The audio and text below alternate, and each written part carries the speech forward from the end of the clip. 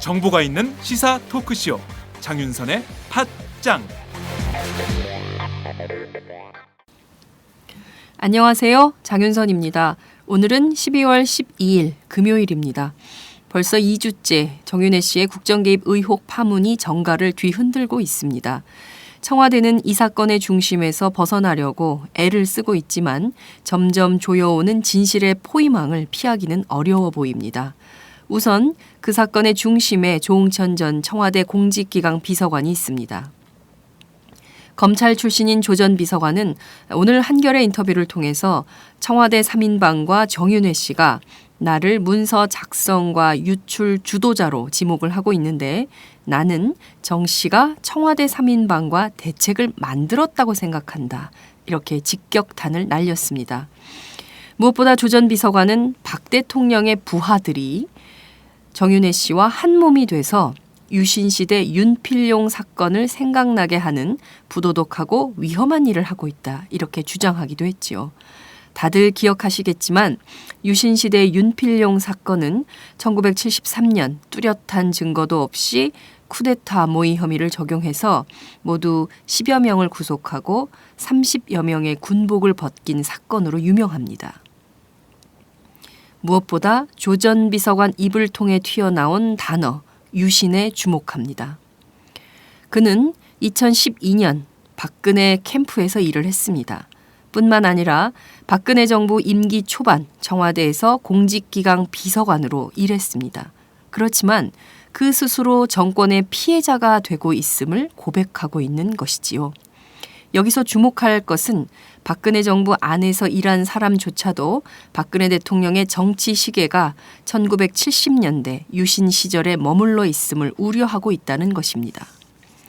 1987년 민주화 항쟁 이후로 한국 정치가 절차적 민주주의는 획득했다 이렇게 보고 있지만 여전히 정치 곳곳에 아니 어쩌면 우리 사회 곳곳에 과거 군사 정권과 유신 정권 때의 유령들이 어른거리고 있는 것이 아닌가 싶습니다.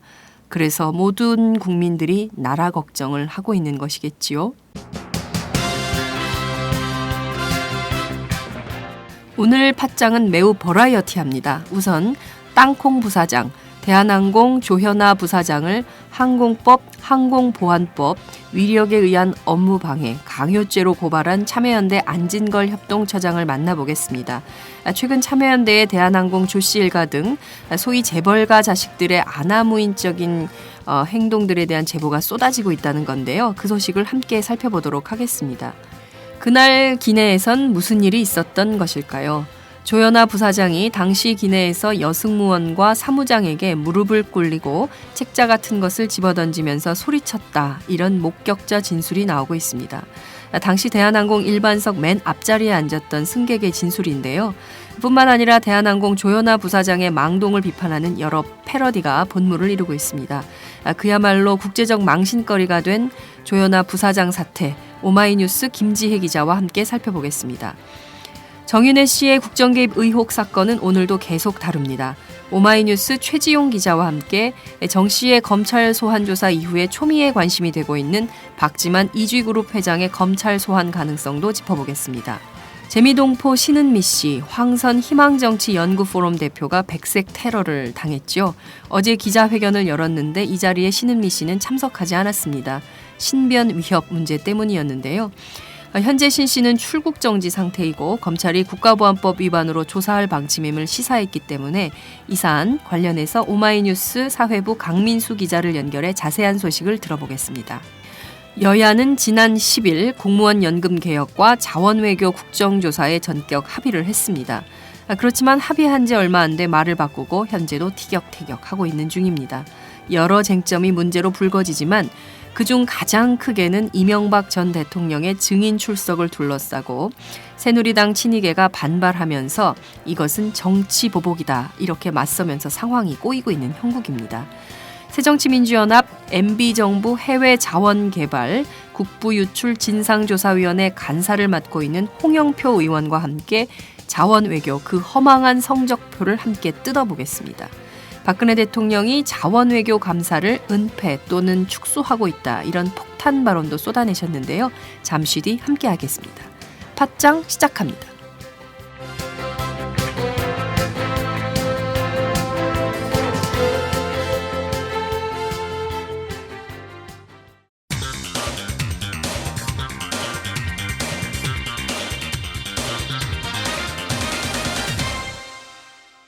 전혀 다른 뉴스. 전혀 다른 뉴스 시작하겠습니다. 정윤회 씨의 국정 개입 의혹 파문 벌써 2주가 넘었는데요. 여전히 식지 않는 활화산이 돼서 전국을 뒤흔들고 있는 상황입니다. 끊임없는 반박 또 재반박이 이어지면서 도대체 이 드라마의 끝은 어떻게 정리될까? 그야말로 국민적 초미의 관심사가 아닐까 싶습니다. 자, 오늘도 어김없이 오마이뉴스 정치부의 최지용 기자와 함께 정윤회의 문건 파문 그 사건 속으로 들어가 보도록 하겠습니다. 자, 최 기자 나와 계신가요? 예, 오마이뉴스 최지용입니다. 네, 정윤회 전문 기자가 되셨어요. 네, 정윤회 네, 한 번도 뵌 적 없는데 참. 그러니까 전화도 안 받으시고, 그죠? 네네. 생각해 보니까 우리 최지용 기자가 정윤회 씨를 시작한 게 굉장히 오래됐어요. 그렇죠? 한 몇 달 된 것 같아요. 예. 여태 그분은 전화도 안 받으시고. 자, 정윤회 씨가 검찰 소환 조사를 받았는데요. 그 다음에 저희가 예측하기도 했지만 박지만 회장이 전면에 나설 것이다 이런 전망이 있었는데 실제 박 회장 쪽에 움직임이 있다 이런 보도가 나오고 있습니다. 어떤 내용이죠? 예, 그 박지만 회장이 네. 그 정윤회 씨가 거짓말을 할 경우 자신이 나서겠다 이런 이야기를 한 적이 있어서 네. 정윤회 씨 소환 이후 이제 박지만 회장의 움직임이 본격화되지 않겠냐 이랬는데 바로 이제 하루 만에 이게 실제화되는 느낌입니다. 그 문건의 유출과 관련한 부분인데요. 네. 이 정윤회 씨 등 청와대 쪽에서 이 문건 유출의 이 주범으로 그 조응천 전 비서관, 그렇죠. 박한천 경정 등 박지만 회장의 측근들을 이제 지목을 하고 있지 않습니까? 네. 이에 대해서 박지만 회장이 상당히 적극적으로 반박을 하는 모습입니다. 네. 한겨레 보도에 따르면요, 그 문건을 최초에 입수해서 보도했던 세계일보 쪽이 네. 박지만 회장을 만나서 나눈 이야기를 녹취한 것을 검찰에 제출했다라는 보도를 했습니다. 네. 쉽게 말하면은 이제 세계일보가 박지만 회장에게 문건을 들고 왔다라는 이야기죠. 이 보도와 맞춰서 세계일보도 지난 5월달에 박 회장을 만난 내용을 상세히 공개를 했습니다. 네. 5월 12일에 박 회장을 만났다고 하고요. 네. 청와대 문서를 입수를 했는데 세계일보가 네. 이것이 상당히 보안 문서인데 이게 유출이 된 것 같다라고 하면서 이제 박지만 회장과 관련된 A4 용지 100여 장 분량의 이 문건을 박 회장에게 전달했고, 또 박 회장은 이제 청와대 내부에 심각한 보안 사고가 발생했다라고 이제 우려하면서 청와대에 전달하겠다. 또 이 부분을 이제 청와대 내부에서만 할 게 아니라 네. 그 국정원에서도 조사를 할 수 있게끔 남재준 당시 국정원장에게 또 전달하겠다. 이 이야기는 한번 나온 적이 있었습니다. 그렇죠. 근데 이제 예. 세계일보가 접촉해서 했다라는 게 이번에 새로 밝혀진 내용입니다. 그래서 전달을 했는데 네. 그 이후에는 저희가 이제 이전 보도에서 들었다시피 네. 이것을 김기춘 실장까지 보고가 됐지만 실제로 별다른 조치가 이루어지지 않았다. 그렇죠. 묵살했다고 했죠. 네. 당시에. 예. 이전에 나왔던 스토리의 그 앞에 스토리가 지금 이제 밝혀진 건데요. 그렇죠. 현재까지 이제 세계일보가 이 자료를 어떻게 입수했는지는 나오지 않았습니다. 네. 하지만 이제 박 회장이 조응천 비서관이나 네. 박한천 경정이 자기한테 이 문건을 가져온 것도 아니고 네.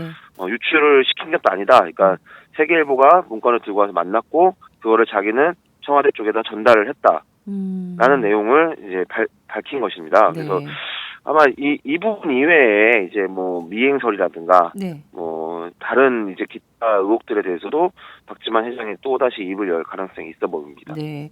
한겨레에는 어떤 보도가 나왔습니까? 한겨레는 이 세계일보에 지금 제가 말씀드렸던 이 내용을 박지만 회장이 세계일보 기자를 만났을 때 네. 녹취를 했다고 합니다. 세계일보 기자와 나눈 대화를요. 네. 그 녹취록을 이제 검찰에다 제출을 했다라는 게 한겨레 보도 내용이었습니다. 알겠습니다. 그러니까 검찰 쪽에다가 이거 봐라, 이게 세계일보가 나한테 이 문건을 들고 와서 우리가 이렇게 대화를 해서 내가 청와대에 넘긴 거다. 네. 조홍천이 들고 나온 게 아니다라는 네, 얘기를 걸 이제 반증하기 강하게. 위해서 네네 알겠습니다. 그렇게 한 걸로 보입니다. 네. 자, 박지만 회장의 친구로 알려져 있는 한선교 새누리당 의원. 이 한선교 의원이 최근에 그 박지만 회장의 심경을 전했다고 하는데 이것은 어떤 내용입니까? 어디에 이런 게 올라가 있습니까? 예, 그 한성규 의원의 그 페이스북에 11일 날 이제 한성규 의원이 올렸는데요. 네. 박 회장과 멀지 않은 친구라고 자신을 이제 소개를 했습니다. 실제로 두 사람이 친분이 있다라고 계속 알려져 있었죠. 나이는 1살 차이지만, 친구, 같은 연도에 이제 학교에 입학해서, 학창 시절에도 좀 약간의 친분이 있었다라는 이야기가 있었는데요. 네. 최근에 이제 한성규 의원의 입을 빌리면요, 박 회장은 이제 최근에 이제 가만히 있는 사람을 왜 자꾸 끌어들이냐라는 식의 네. 이야기를 많이 했다고 합니다. 그러면서 이제 정윤혜 씨가 그 박 회장과 대질신문을 요구했다라는 소식이 좀 들리지 않았습니까? 네, 보도됐죠. 어제. 예. 네, 그거에 대해서 한성규 의원이 가당치도 않은 일이다. 라고 하면서 이제 일축을 했습니다. 네. 적어도 이 대통령의 동생을 끌어들여서 네. 자신의 급수가 올라간다고 생각하는 것인지 대통령의 측근이었던 분이 엉뚱한 쪽을 왜곡시키고 있다라고 하면서 아주 맹 비난을 했습니다. 네. 그러니까 그래서 네. 말씀하세요. 네. 마지막 말이 참 그런데요. 어제 정윤혜 씨라는 분이 검찰에 출두하는 모습을 봤다. 불놀이라는 말부터 대질신문까지 참으로 가당치도 않다라고 하면서 그는 대통령에 대해 일말의 애정도 없는 허세를 부리고 있다라고 이제 거의 뭐 인격까지 이제 뭐랄까요, 아주 맹 비난을 하는 모습을 보였습니다. 네, 이를테면 그 자신은 대통령의 동생이다. 정윤혜 씨와는 나는 급이 다르다. 그렇기 때문에 정윤혜 씨가 대질 신문을 요구한다고 해서 내가 거기에 응할 이유는 없다. 다만 네네. 검찰이 이 사건을 수사하는 차원에서 본인에게 요청을 해온다면 그렇다면 내가 서면으로 자신의 입장을 자신의 입장을 전달할 뜻은 있다. 요 정도까지 얘기를 한 것 같은데 그것이 이제 한선교 의원을 통해서 이것이 조금 더 거칠게 또 과격하게 좀 표현이 된 것이 아닌가라는 생각이 좀 들기도 하네요. 예, 여기서 뭐랄까요, 좀 감성적인 부분이라고 해야 될까요? 박지만 회장의 어떤 심리 상태 이런 거를 이야기해주는 부분도 있었는데요. 네. 박 회장이 사적인 자리에서 만나서 이런 이야기를 했다고 합니다. 누나가 대통령이 된다면 두 번째로 대통령의 가족이 된다. 자기는 네. 이제 아버지가 또 대통령이고 누나도 대통령인 거죠. 네. 남들은 참 복도 많다 생각할지 몰라도 그렇지 않다. 나의 인생은 대통령의 아들에서 모자라 이젠 대통령의 동생으로 살아야 한다. 내 사적인 삶은 완전히 없어지는 거다라는 말을 했다라고 한성규 의원이 이제 전했습니다. 이제 그 발언 자체를 그대로 옮겨서 전한 것 같은데요. 네. 상당히 박 회장이 어떤 이런 그 자신의 위치에서 상당히 심적 부담 이런 네. 것들을 안고 있다라는 거를 이제 우회적으로 표현을 한 것 같습니다. 네. 자, 이렇게 우회적으로 자신의 심경을 토로하기도 한 박지만 회장, 그리고 정윤혜 씨의 소위 이제 그 진실 게임, 그 미행설부터 시작되는 이 진실 게임이 굉장히 공방전이 날카롭게 치닫고 있는 양상을 좀 보이고 있습니다. 조응천 전 공직기강 비서관이 오늘 또 입을 열었어요. 그죠? 그렇습니다. 이게 서로 한 번씩 주고받는 이런 모양새가 핑퐁 됐는데요. 게임이에요. 예. 네네. 조홍천 비서관이 이제 검찰 소환 조사를 전후로 해서 이제 입을 다물고 있다가 네. 그 정윤혜 씨가 검찰 조사에서 자신을 이제 문서 유출의 주범으로 지적하고 네. 이런 그 과정이 진행이 되니까 다시 한번 입을 열었습니다. 내용은 크게 새롭다라기보다는 그 정윤혜 씨가 제기했던 이야기들을 재반박하는 수준인데 어쨌든 이게 사실 양측에 이런 공방으로 흘러간다는 게 좀 뭐랄까요, 실체가 드러날 수 있을까라는 계속 의구심이 들 정도로 이게 좀 양쪽의 공방으로만 흘러가는 모양새가 있는데요. 조홍천 비서관은 이렇게 이야기했습니다. 그 주요한 내용 중에 하나가 정윤혜 씨가 이제 박경정하고 연락을 했다고 하지 않았습니까? 네. 그러면서 이제 위에서 지시한 대로 타이핑만 했다. 박경정은 그렇게 말했다라고 이제 정윤혜 씨가 말한 바 있는데요. 네. 이에 대해서 이제 조홍천 비서관은 이렇게 반박을 했습니다. 박경정이 그 주말에 정윤회입니다라는 전화가 걸려와서 통화를 했는데 네. 박경정 이렇게 말했다고 합니다. 저는 그냥 실무자였다.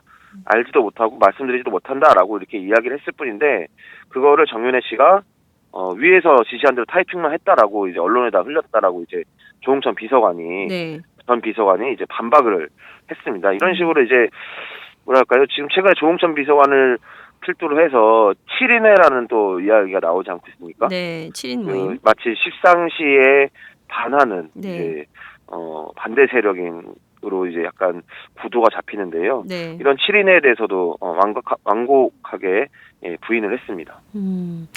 이를테면 오늘 그 조전 비서관의 주장 중에 가장 핵심적인 것은 청와대가 이번 문건 유출 이 사건을 조작하려고 자신과 함께 일했던 그 오행정관 청와대 행정관인데 네, 이 오행정관한테 거짓 진술을 강요했다라는 주장을 하고 있고 특히 제일 저는 인상적인 대목이 이런 거였습니다. 대통령의 부하들 이게 문고리 권력 3인방을 얘기를 하는 것이죠. 이 대통령의 부하들이 정윤회 씨와 한 몸이 돼서 유신시대 윤필용 사건을 생각나게 하는 부도덕하고 위험한 일을 하고 있다 이런 얘기까지 했었는데요. 이 얘기도 좀 소개를 좀 해주세요. 이게 되게 심각한 얘기거든요. 예. 네, 조홍천 전 비서관이 이제 한겨레와 이제 인터뷰를 했는데요. 네. 청와대와 정윤회 씨가 이제 자신을 문서 유출의 그 주범으로 이제 몰아가는 거에 대해서 반박하는 모습을 보였습니다. 네. 특히 그 자신과 이제 친분이 있었던 네. 이 청와대 오 아무개 행정관이 네. 이제 요번에 이제 청와대에서 특별 감찰을 받았는데 네. 그 감찰을 받는 과정에서 조홍천 비서관이 주도한 게 맞다라는 거에 이제 서명 날인을 하라고 이제 강요를 했다라고 이제 이 증언을 이제 오늘 이 인터뷰에서 밝혔는데요. 네. 이게 이제 증거 조작이고 이제 거짓 진술을 강요한 것이다라고 이제 강하게 이제 반박을 했습니다. 그밖에 이제 뭐 7인회를 구성해서 네. 이제 조홍천 비서관이 마치 이제 십상시와 반대되는 반 VIP 비밀 결사 조직을 만든 걸로 되어 있다라고 이제 자신이 이제 그런 모양새가 되고 있다라는 이야기를 했는데요. 네.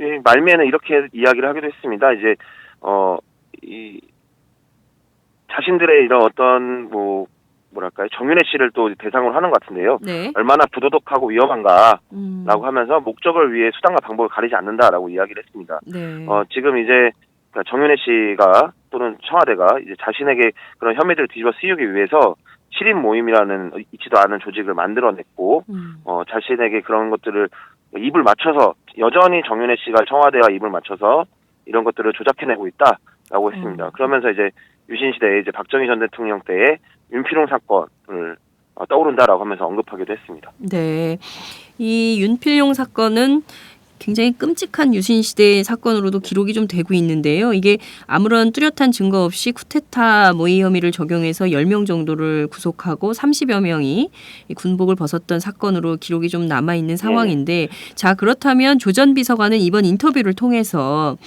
지금은 민주화 시대고 시계는 2014년이지만 박근혜 대통령의 정치 시계는 1970년대 유신에 머물러 있다. 이렇게 비판한 것으로 해석을 해도 무방하겠네요. 네, 뭐 그런 비판을 가하고 싶은 것 같습니다. 네. 부도덕하다라는 이 단어에서 네. 상당히 많은 의미가 담겨 있는 것 같습니다. 그렇습니다. 무엇보다 이 대통령의 부하들이라고 그 소위 문고리 권력 3인방을 지칭을 하면서 이분들이 정윤회 씨랑 한 몸이 돼서 이렇게 유신시대 윤필용 사건을 생각나게 하는 부도덕하고 위험한 일을 하고 있다라고 주장을 한 대목에서 상당히 눈길을 끄는 대목이 아닌가라는 생각이 좀 들기도 합니다. 자, 박지만 회장. 앞으로 어떤 행보를 할지 그리고 특히 이제 어찌됐든 그 대질 신문은 하지 않겠다. 그러나 검찰이 요구하면 내가 서면으로 조사에는 응하겠다라는 입장을 좀 밝힌 것 같은데요. 어찌됐든 박지만 회장의 행보가 이번 사건의 분수령이 되지 않을까라는 얘기도 나오고 있는데 내주의 검찰의 소환이 될 것이다라는 얘기가 좀 나오고 있습니다. 실제 그렇게 될까요? 검찰에서는 아직 소환 계획이 없다라고 이야기를 하고 있는데요. 네. 사실 검찰이 소환 계획이 없다라는 말은 곧 소환하겠다라는 걸로 이제 기자들 사이에서는 읽힙니다. 그렇기 때문에 소환하지 않겠다가 아니라 소환할 계획이 없다라고 얘기했으니까요. 네. 4주 중에 이제 소환될 가능성이 높은 것으로 보이고요.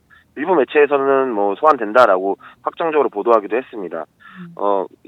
사실 원래 뭐 가족들 해외여행을 나갈 계획이었는데 이제 그걸 취소한 걸로 알려졌죠. 네. 그만큼 이 사건에, 이 문제에 적극적으로 대응을 하겠다라는 그런 태도를 보이고 있는 것 같습니다. 최근 뭐 한성규 의원을 통한 자신의 심경을 전달했다라는 거라든가 아니면 검찰에 녹취록을 전달했던 부분에서 적극적으로 임할 가능성이 보이고요. 네. 박지만 회장이 뭐 직접 이 언론에 또는 검찰에 직접 뭐 서면이나 뭐 측근을 통한 전달이 아니라 네. 직접 전달할 가능성도 현재는 있어 보입니다. 네, 알겠습니다. 다음 주 오늘 금요일인데요. 다음 주에 제2라운드 어떤 방식으로 이 사건이 또 이끌려질지 초미의 관심사가 되는 것 같습니다.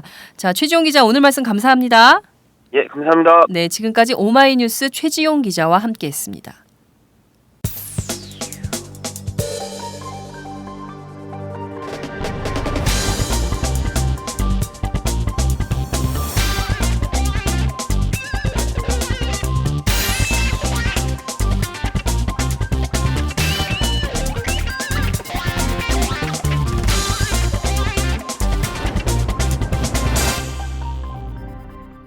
장윤선의 팟짱. 전혀 다른 뉴스 시작하겠습니다. 재미동포 신은미 씨와 황선 희망정치연구포럼 대표가 지난 10일 토크 콘서트를 벌이다가 일베 회원이던 한 고등학생으로부터 폭발물 테러를 당한 바 있죠. 관련해서 어제 황선 대표가 기자회견을 열었는데요. 이 현장을 직접 다녀온 오마이뉴스 사회부 강민수 기자를 연결해서 자세한 소식을 들어보겠습니다. 강 기자 나와 계신가요? 네, 반갑습니다. 청취자 여러분, 오마이뉴스 사회부에서 일하는 강민수입니다. 네. 자, 어제 정말 사상 초유의 폭발물 테러가 벌어졌습니다. 이와 관련해서 네네. 황선 대표가 입장을 밝혔다고 그랬는데요. 어제 기자회견 내용을 좀 요약해 주시죠. 네, 어제 기자회견의 핵심은 폭발물 테러범 주범은 학생이 아니고 허위 사실을 유포한 언론과 정치 탓이라고 학생이 선처를 부탁했습니다. 네, 사실 이번 사건이 종편을 비롯한 언론이 신은미 씨와 황선 두 사람의 발언을 왜곡 과장해 보도한 측면이 강한데요. 종편은 신은미 씨가 북한은 지상 낙원이다 라고 주장했다고 보도를 했는데 네. 신 씨가 낸 책이나 강연을 봐도 이런 주장은 나오지 않습니다. 아, 예. 제가 어제 종편을 보니까 TV조선은 하루 종일 어제 이 폭발물 네, 테러 현장을 특집으로 계속 보도를 하던데요. 거기에서 그 어떠한 그러니까 신은미 씨가 북한을 다녀온 기행기를 쓰면서 그 기행기 안에 무엇이 담겼는지에 대해서는 전혀 얘기하지 않고 그야말로 원색적으로 그 사실만 계속 보도를 하던데요. 그런 것들이 실제로 시청자들에게 큰 영향을 미쳐서 이 학생이 이런 범행을 저질렀던 것은 아닌가라는 생각이 좀 들기도 합니다. 종편에서 그렇게 보도를 해서 그런지 이게 굉장히 관심이 뜨거웠습니다. 갑자기 기자회견 시간, 장소도 막 바뀌고 그랬죠? 네, 어제 애초에는 오후 4시에 네. 광화문에 있는 경향신문 별관에서 기자회견이 진행될 예정이었습니다. 하지만 그 대한민국 어버이연합 등 보수 단체가 건물 입구에서 시위를 벌이는 바람에 건물 안으로 들어갈 수가 없었습니다. 그래서 신은미 씨가 나타나면 그 나라를 걱정하시는 아버님들이 아버님들과 이제 신은미 씨가 뒤엉켜서 큰 소동이 벌어질 수 있었거든요. 그래서 기자회견을 1시간 반을 미루고 장소를 을지로에 있는 한림교회로 옮겨서 진행을 했습니다. 아, 그랬군요. 그러니까 이 어버이연합 회원들이 나타나서 신은미 씨에게 또 다른 테러를 가할 가능성이 있었기 때문에 그래서 신은미 경찰 씨가 병력이 한 100여 명 경찰 병력과 이제 어버이연합 회원분들이 경향신문 별관 앞을 가로막으면서 기자회견이 경향신문 별관에서 기자회견은 무산된 거라고 보시면 됩니다. 그렇군요. 그 앞에서 한바탕 소동도 벌어진 것 같은데 자 그런데 막상 그 기자회견장에는 황선 대표는 있었는데 신은미 씨는 안 보이더라고요. 당시에 어디 있었습니까? 네, 그 기자회견에는 황선 희망정치연구포럼 대표만 나왔는데요. 그래서 황 대표는 이제 신은미 씨가 그 테러 여파로 충격을 많이 받았고, 그리고 신변 안전 또한 보장할 수 없는 상태여서 기자회견장에 나오지 않았다고만 말을 했는데요. 예, 저도 이제 계속 신은미 씨와 연락을 계속 취하고 있는데 네네. 계속 전화는 받지 않고 있는 상황입니다. 그래서 네. 그 신 씨는 남편 정태일 씨와 함께 다니고 있는데 서울 네. 모처에서 이번 사태와 관련해서 대응을 논의하고 있는 것으로 알려지고 있습니다. 네. 사고가 난 지난 10일 밤에 네네. 남편 정태일 씨와 통화를 했었는데요. 그러셨어요. 예. 네네. 정 씨는 그 신은미 씨가 놀라서 혼비백산했다고만 밝혔고, 네. 네, 그래서 옆에서 제가 신은미 선생님을 바꿔달라고 계속 요청을 했는데, 신은미 선생님이 쉬어야 된다면서, 예, 인터뷰는 거절했습니다. 네. 저도 어제 계속 연락을 했는데 전혀 그 정태일 씨도 전화를 안 받고 그 전혀 이제 관계자들하고 연락이 안 되더라고요. 어쨌든 네네네. 이분 그 미국에서 오랫동안 그 사시고 활동했던 분이라서 아마 이런 충격에 굉장히 놀라지 않았을까. 아마 누구라도 다 마찬가지일 것 같은데 본인의 생명을 위협할 수 있는 그런 상황이었기 때문에 아마 심리적인 충격은 굉장히 크지 않을까라는 생각이 좀 듭니다. 자, 애초 오늘 신음 씨가 출국할 예정인 것으로 알려져 있었는데 출국 정지가 당했어요. 예. 어떻게 된 겁니까? 그래서 경찰이 이제 신 씨에 대해서 국가보안법 위반 혐의로 조사를 하겠다는 이유로 출국 정지를 요청을 했고 검찰이 이를 받아들인 건데요. 예, 외국 시민권자가 입국했다가 네. 국가보안법 위반 혐의로 이제 출국 정지된 사례는 2003년에 송두열 교수 이후 처음 있는 일입니다. 약 11년 만에 처음 있는 일인데요. 네. 예, 그래서 신 씨 신변이 관심사가 됐는데, 네. 예, 그 미국 시민권자여서 신 씨가 아마 주한 미국 대사관 쪽과 조율을 해서 어떤 대응을 할지, 예, 관심사가 될 것으로 보입니다. 그래서 또 그 미국 시민권자이기 때문에 미국 쪽에서 이번 테러와 네. 그리고 신 씨의 신변에 대해서 어떤 입장을 취할지, 네. 예, 향후에 더 관심사가 될 것으로 보입니다. 네. 실제로 제가 송두열 교수 사건을 굉장히 오랫동안 취재를 했었는데요. 당시에 네네. 송두열 교수도 굉장히 억울하게 그 국가보안법 혐의를 적용을 받아서 구속된 사례가 있었는데 경우에 따라서 신은미 씨도 사실 내용과 관계없이 또 검찰 조사를 받으면서 문제가 왜곡이 돼서 또 어떤 방식으로 신분 보장이 될 수 있을지 좀 걱정이 되는 측면도 있다 이렇게 생각이 좀 됩니다. 자, 황선 씨에 대한 자택 압수수색이 어제 있었죠? 네, 어제 경찰은 황 씨와 관련된 사무실 2곳과 황 씨 자택을 압수수색했는데요. 네. 예, 경찰은 황 씨가 2011년부터 4년간 인터넷 방송에서 계속 친북 발언을 한 혐의로 네. 예, 혐의를 포착하고 이제 경찰 수사를 벌이고 있었습니다. 네네. 근데 황 씨는 어제 경찰이 압수수색한 6.15 공동선언 실천 남측위원회 사무실과 서울진보연대 사무실 이곳은 예, 자기 사무실도 아니고 한 번도 가본 적이 없는 곳이라고 얘기를 했고요. 네. 예, 그리고 황 씨는 기자회견장에서 황 씨는 이제 신은미 씨는 경찰 소환 통보도 받은 적이 없다고 주장했습니다. 네, 이게 보니까 활빈단하고 네네. 반국가 교육척결 국민연합이라는 단체가 이 두 사람을 국가보안법의 반국가 단체 찬양 및 고무 혐의로 고발을 해서 경찰이 수사를 한 사건 같은데요. 실제 네. 서울지방경찰청 보안수사대에서 어떤 수사를 좀 하고 있는 건가요? 네, 서울지방경찰청 보안수사대는 3일부터 4일까지 고발인 조사를 마쳤다고 밝혔고요. 그래서 네. 종북 콘서트 사건과 관련해서 네. 압수수색 영장을 받아서 집행한 것이라고 밝혔습니다. 네. 경찰이 압수수색한 데가 지금 황 씨의 자택 그리고 6.15 공동선언 실천 남측위원회 그다음에 서울진보연대 이렇게 세 군데인 거죠? 네, 그래서 이 세 군데인데 네네. 이 중에서 이제 6.15 공동선언 실천 남측위원회는 네. 황 씨 말에 따르면 이곳 사무실은 네. 황 씨가 직접 가본 적도 없고 자기 사무실도 아니라고 네, 계속 그렇게 밝혔습니다. 주장을 하고 있는 거죠. 네. 알겠습니다. 자, 지금 한 번도 한국에서 있지 않았던 것 같은데요. 이런 로켓 캔디라는 것도 전 처음 들었고 이것을 고등학생이 왜 이렇게 던졌을까 이거에 대한 수사를 경찰이 지금 하고 있을 텐데 그래서 이 학생에 대한 구속영장도 곧 신청할 예정으로 전해지고 있는데요. 여하튼 지금 상황은 이 학생의 테러가 왜 일어났고 또 이 학생이 어떻게 준비를 했고 또 이 학생의 배후에 어른들은 있지 않았나 있다면 일간 베스트 그 저장소 그 사이트하고는 어떤 관계가 있는 것인지 수사의 각이 그쪽으로 가야 되는데 오히려 황선 씨하고는 뭐 가보지도 않은 사무실을 압수수색하고 그리고 또 신은미 씨에 대해서는 출국 정지를 하는 등 약간 수사가 왜곡돼서 가는 것은 아닌가 이런 우려도 좀 드는 상황인 것 같습니다. 자, 강민수 기자. 네네. 예, 오늘 말씀 감사합니다.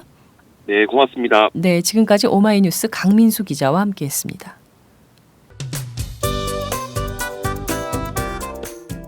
안녕하세요. 장윤선의 팟짱 애청자 여러분. 저는 김병기입니다. 전에는 편집국장이었는데요. 지금은 10만인 클럽 회원이자 본부장 맡고 있습니다. 그런데 10만인 클럽이 뭐지? 이렇게 궁금해하시는 분들 많으실 겁니다. 오마이뉴스에 자발적으로 구독료를 내는 시민들의 모임입니다. 지금 매월 후원해주시는 분이 몇 명이죠? 8,000명이요. 그럼 앞으로 몇 명을 모아야 합니까? 10만 명이요. 참 갈 길이 멉니다. 그런데 조중동 구독자는 많게는 100만. 이래서 진보 언론 살아남을 수 있을까요? 10만인 클럽 후원으로 만들어지는 팟짱 응원하고 싶으시다고요? 지금 전화주세요. 02-733-5505로 전화하셔서 내선번호 274를 꾹 누르세요. 오마이뉴스 기사의 모든 기사 하단에 동그란 주황색 배너를 누르셔도 됩니다. 여러분들의 참여로 팟짱이 웃음소리 더 커질 수 있습니다. 감사합니다.